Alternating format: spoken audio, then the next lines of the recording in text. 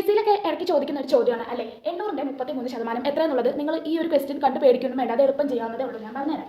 ഈ 33% എന്ന് പറയുന്നതിന് നമുക്ക് എങ്ങനെ എഴുതാം? 30% പ്ലസ് 3% ആണ് ഈ 33%. ഇനി നമുക്കിതിൽ 30% എത്രയാണ് കണ്ടുപിടിക്കണം.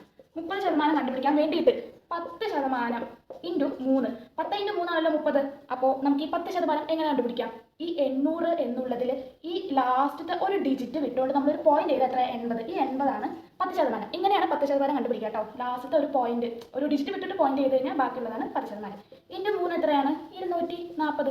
സിമ്പിൾ. ഇത് നമുക്ക് കണ്ടുപിടിക്കുന്നത് ഈ 3%ആണ്. 3% കണ്ടുപിടിക്കാൻ വേണ്ടിയിട്ട് 1% ഇൻറ്റു 3. 1 ഇൻറ്റു 3 ആണല്ലോ 3. ഇനി 1% കണ്ടുപിടിക്കണമെന്നുണ്ടെങ്കിൽ ഈ 800-ൽ ലാസ്റ്റത്തെ 2 ഡിജിറ്റ് നിങ്ങൾ വിട്ടിട്ട് ഒരു പോയിന്റ് ചെയ്ത് എത്രയായി? 8. ഈ 8 ആണ് 1% എന്ന് പറയുന്നത്. അപ്പോൾ നമ്മൾ 1% കണ്ടുപിടിച്ചു. 1% ഇൻറ്റു 3, 8 ഇൻറ്റു 3 എത്രയാണ്? 24.